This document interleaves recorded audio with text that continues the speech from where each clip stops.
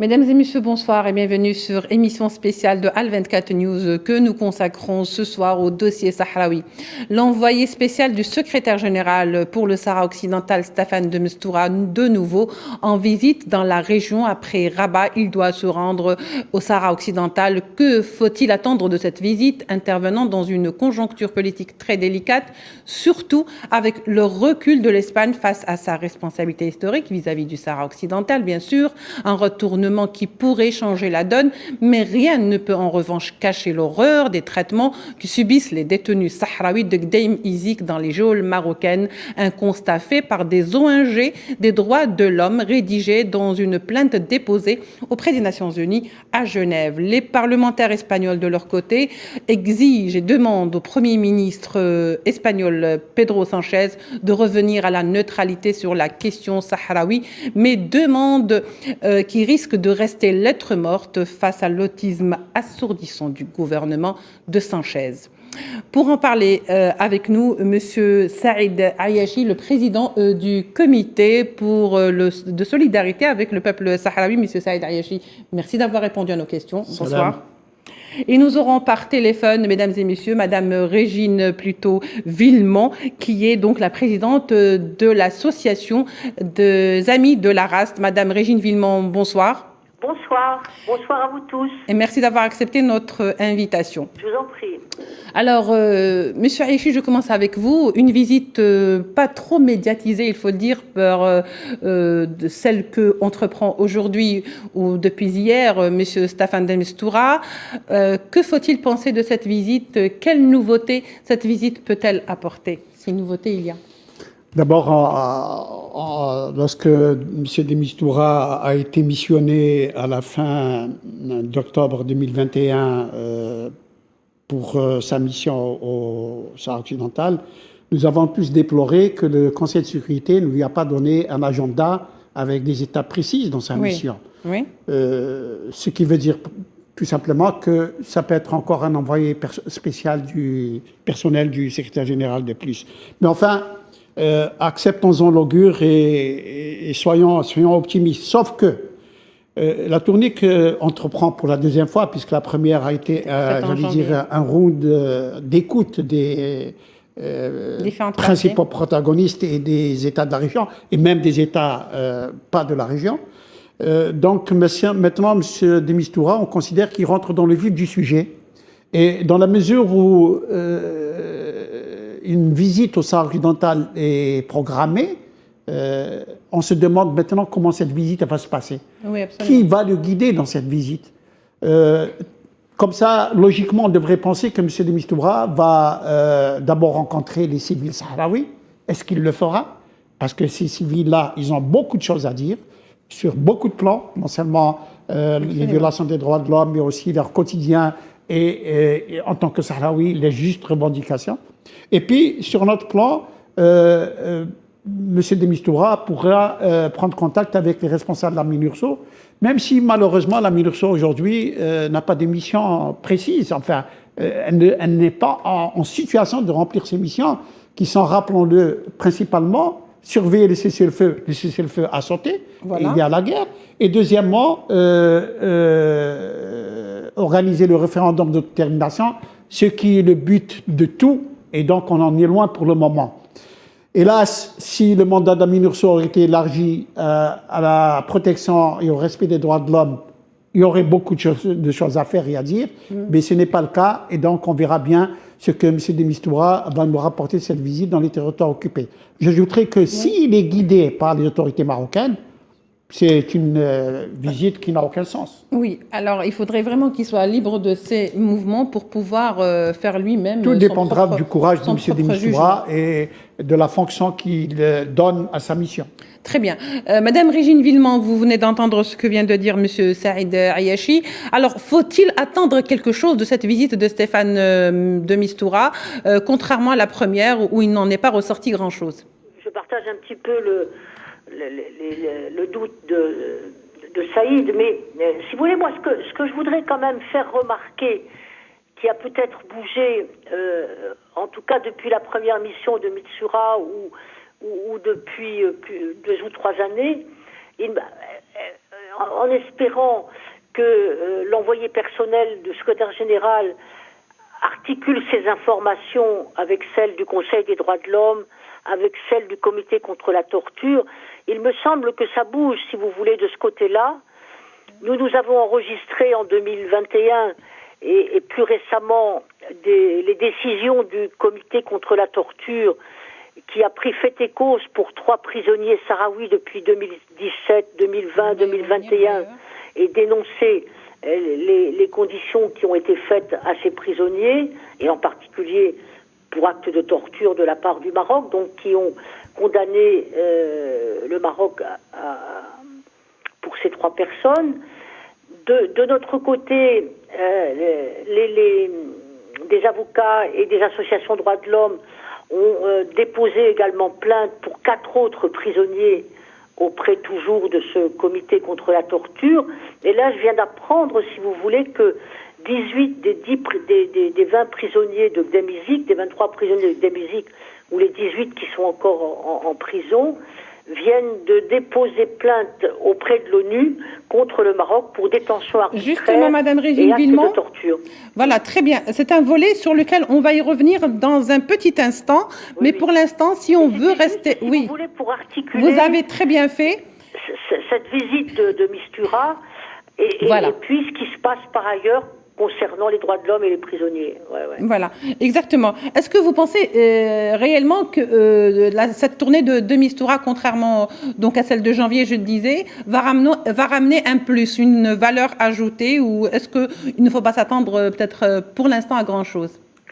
Je n'en sais rien, si vous voulez, mais simplement, on ne peut pas. Ce que je posais comme question, c'était est-ce que ce qui se passe en direction ou du CAT, du Comité contre la torture, ou en direction de l'ONU, de la part des prisonniers sahraouis, va suffisamment interpeller l'envoyé personnel pour qu'il se montre un peu plus vigoureux et déterminé dans sa visite du Sahara occidental occupé à partir de ces données concernant la situation des prisonniers.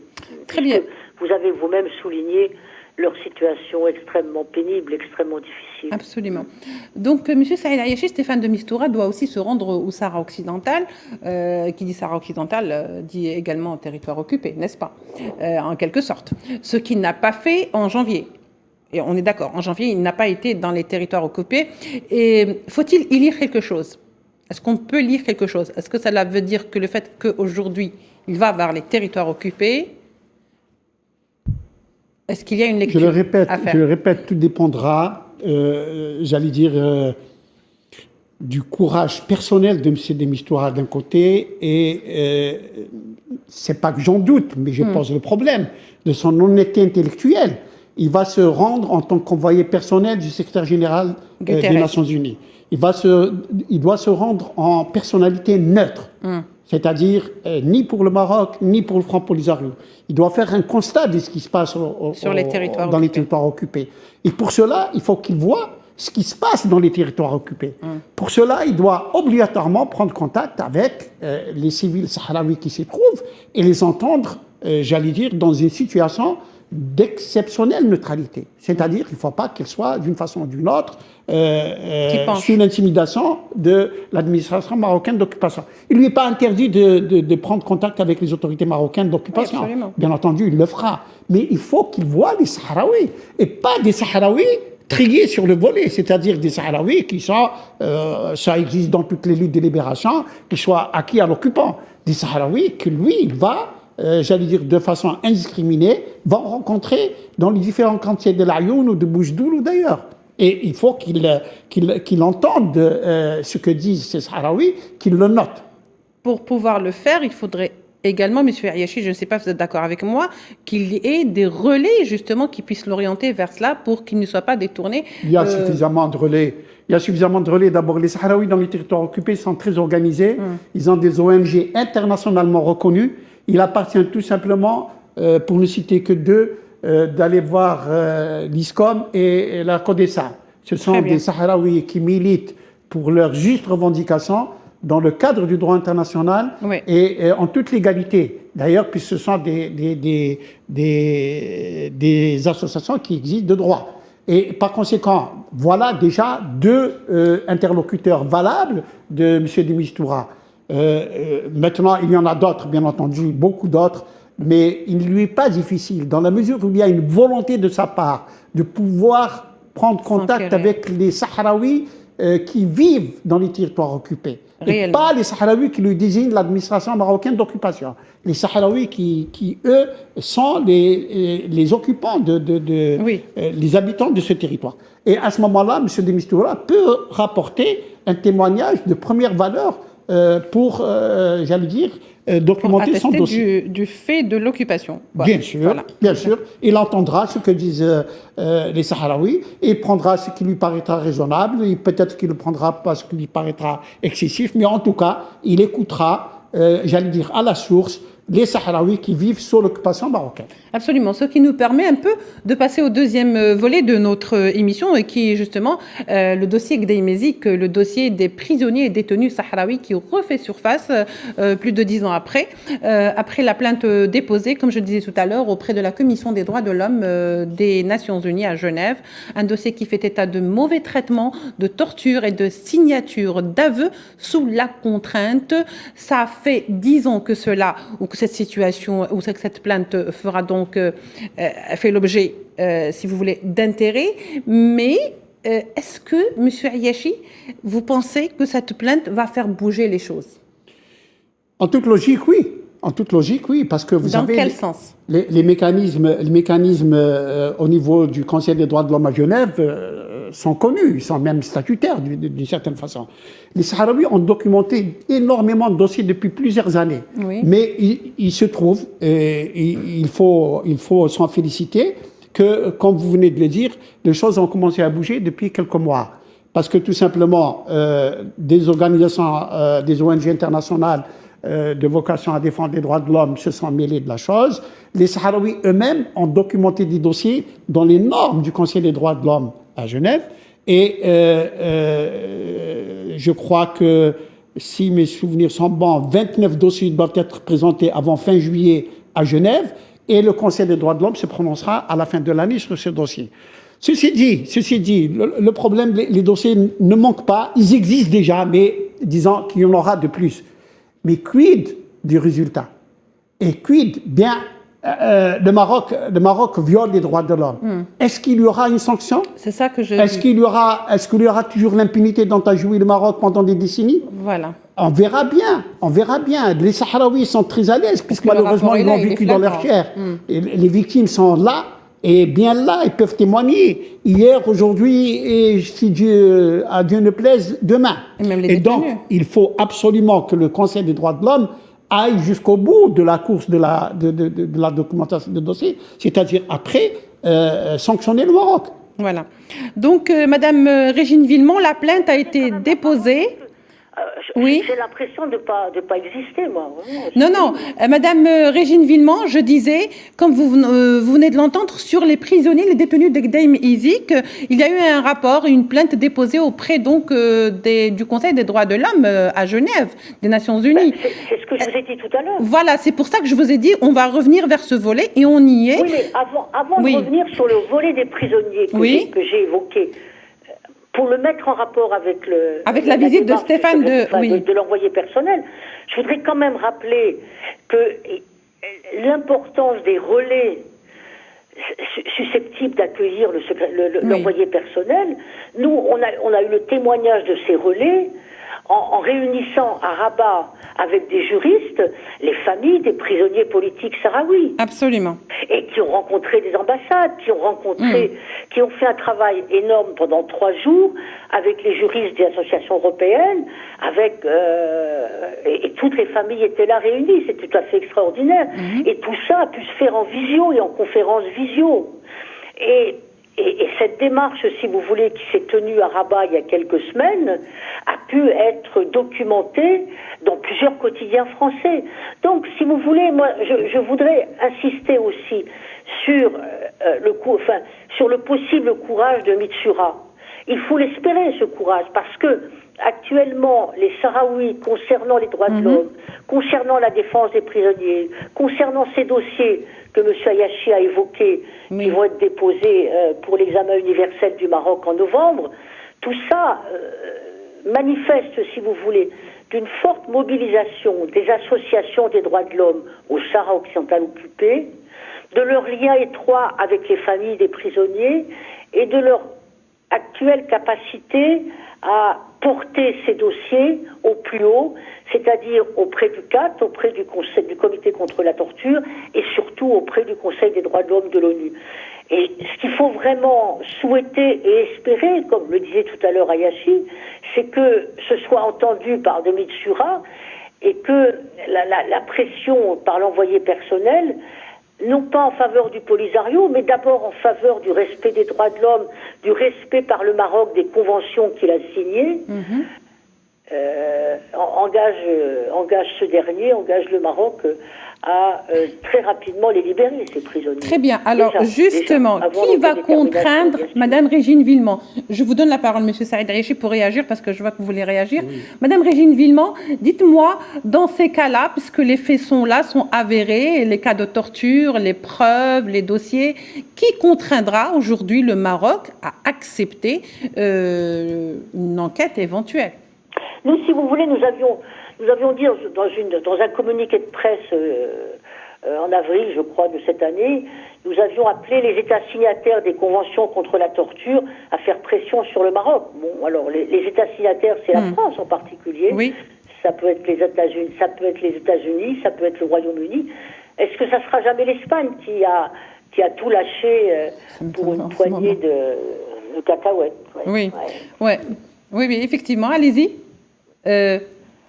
Justement. Donc, non, je crois que ce qui est important aussi, c'est d'évoquer la position de l'Espagne actuellement, mais que la position de Très Pedro bien. Sanchez n'est pas du tout acceptée Absolument, par le Congrès espagnol.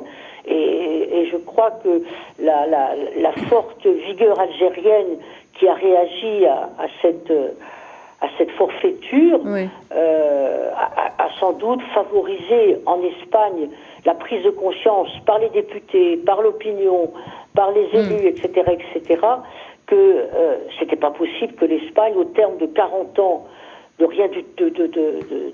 neutralité, de négligence de ce dossier, maintenant le trahissait et allait du côté du Maroc. Donc là, je crois qu'il y a vraiment une mobilisation très importante en Espagne, qu'elle n'est pas terminée et qu'elle est liée, entre autres, à la position algérienne qui a manifesté d'une très très grande fermeté en l'espèce et que la position de la société civile espagnole et de beaucoup de ses élus va sans doute empêcher que Sanchez et Mohamed VI s'entendent aussi bien. Et on a vu les derniers avatars de cette alliance à travers les morts soudanais ou africains de Melilla. Oui, très bien. Le drame de Melilla, c'est un véritable désastre. Monsieur Saïd, merci beaucoup, Madame Villemont. Je reviens vers vous. Restez avec nous. Monsieur Saïd Ayachi, je crois que vous vouliez réagir, donc je vous donne quand même la parole avant de passer. Je voulais dire, il ne faudra pas encore on nous occupe avec ces dossiers qu'on doit déposer, qui seront déposés. Et les mécanismes d'ailleurs du Conseil des droits de l'homme sont connus, ils sont très respectés aussi bien par les Sahraouis eux-mêmes que par les ONG qui les accompagnent. Hein. Et donc nous allons arriver tout simplement à la conclusion que le Maroc viole bel et bien les droits de l'homme au Sahara occidental et d'une certaine façon maltraite les prisonniers de Gdimizi. Il n'y a aucun problème là-dessus. Vous savez que depuis une dizaine d'années déjà, des ONG internationales ont parlé de la chose, ils l'ont documenté par ailleurs, ils sont experts en la matière, Amnesty International, Frontline, Human Rights Watch, et même le département d'État américain, la Fondation Kennedy des droits de l'homme et de la justice, même le Parlement européen, le rapport Tannock en 2013, qui avait documenté la chose.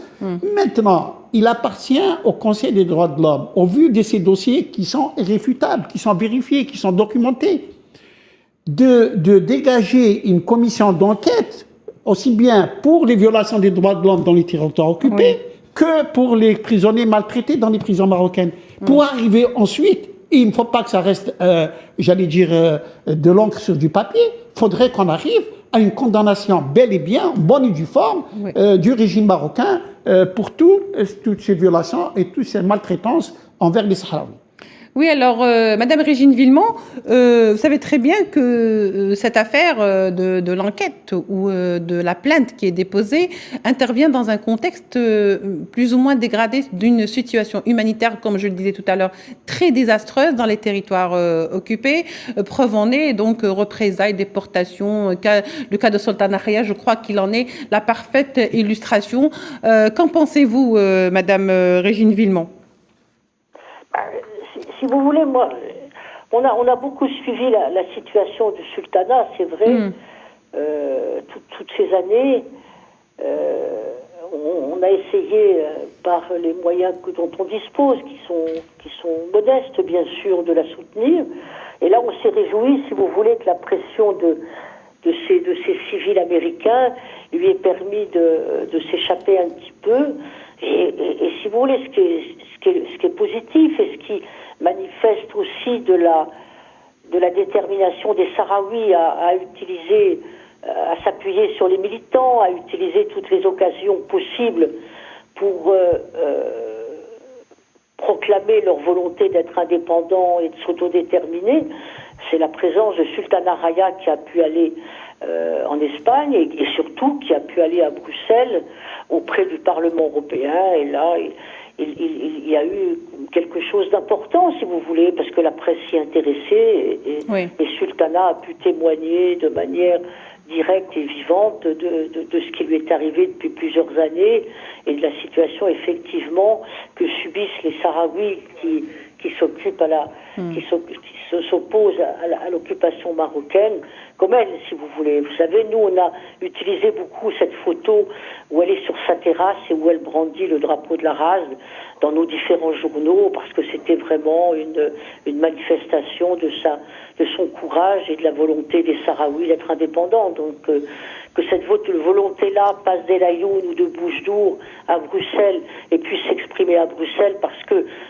il y avait une présence d'Américaines qui, là, lui ont permis de s'échapper. C'était vraiment magnifique. Oui, très bien. Alors, Sultana Khaya a pu s'en sortir. Attendez une seconde, là, je suis obligée de... Oui, d'accord, ok. Donc, est-ce que vous voulez réagir, M. Saïd Ariachi, ou est-ce que vous voulez qu'on passe directement au prochain volet, qui est celui de l'Espagne, n'est-ce pas? Voilà. Je voudrais quand même dire quelques mots à propos de Sultana Khaya, que j'ai eu l'honneur de rencontrer dernièrement à Madrid. Sultana Khaya est d'un courage exceptionnel et d'une détermination d'acier. C'est une militante de premier ordre, bien entendu, qui est devenue une icône de la lutte du peuple sahraoui. Sauf que pour moi, Sultana Khaya, quand même, est restée 18 mois cloîtrée chez elle. Je dis bien 18 mois. Elle, sa mère, sa vieille mère de 84 ans, et sa sœur, plus jeune qu'elle, ils ont été tous les jours tabassés. Tous les jours interdits de se soigner. Tous les jours interdits de sortir. Des intrusions. Violés à plusieurs reprises, elle et sa sœur, par la soldatesque marocaine. Vous savez, on n'a pas entendu parler par rapport, si je dois, et je me dois de le faire, je suis un militant des droits de l'homme, par rapport à ce qui se passe en Ukraine, où on fait grand cas de ce qui se passe là-bas. Pour moi, Sultana Khaya mérite, j'allais dire, toute l'attention d'une femme qui se bat pour sa liberté, sa dignité et l'indépendance de son pays. Je dois rendre hommage à la société civile espagnole qui effectivement s'est battue à ses côtés et qui l'a reçue à plein de trucs. Maintenant, l'Union européenne, je n'ai pas vu beaucoup de réactions. C'est vrai qu'elle a été au Parlement européen reçue en petit comité, mais je n'ai pas vu le Parlement européen réagir par une motion, comme ils sont très pressés de le faire chaque fois qu'il s'agit d'Algérie. Pourquoi ils ne le feraient pas pour le Maroc et dénoncer ce cas flagrant d'injustice et de violation des droits de l'homme? Oui, alors voilà qui est dit. Donc on va vers notre troisième volet, le Congrès espagnol. Et on y revient parce qu'apparemment on fait le tour, mais on revient toujours vers le point de départ. Donc adopte une motion de 15 points, dont 2 relatifs à la question sahraoui et aux relations avec l'Algérie. Aujourd'hui, ce qui nous intéresse un petit peu, le dossier du Sahara occidental. Donc il demande à Sanchez de revenir vers la neutralité de l'Espagne concernant le Sahara occidental. Alors, est-ce que c'est une demande qui, comment pourrait-on l'appeler? Est-ce que c'est une demande qui Elle n'est pas contraignante. Je ne dirais pas Elle n'est pas contraignante. contraignante. Non, oui. non, on Est-ce regarde des statuts. Est-ce qu'elle est possible? Est-ce qu'on peut Non, non, faire on regarde des statuts de fonctionnement du Parlement espagnol et, j'allais dire, de tous les mécanismes de l'État espagnol. Elle n'est pas contraignante. Mais c'est une dénonciation claire. Elle est faisable. C'est une dénonciation claire que le Parlement espagnol, et ce n'est pas peu de choses, c'est la représentation populaire. Le Parlement espagnol, à sa majorité tout à fait qualifiée, 193, M. Ayachi. 193, exactement, a demandé à M. Sanchez de rééquilibrer les choses. Ça veut dire tout simplement que M. Sanchez a fait une faute dans la décision qu'il a prise. Oui. Mais pas seulement M. Sanchez, des ministres de son propre gouvernement, des partis politiques. La société civile espagnole a 85% qui ne soutient pas M. Sanchez. Ça veut dire tout simplement que M. Sanchez a tout fait faux dans cette décision qu'il a prise, non seulement vis-à-vis de l'État espagnol, bien entendu, vis-à-vis des Sahraouis qu'il trahit pour une énième fois, et surtout, il a sous-évalué, il a sous-estimé la riposte algérienne qu'il croyait pouvoir traiter par-dessus la jambe.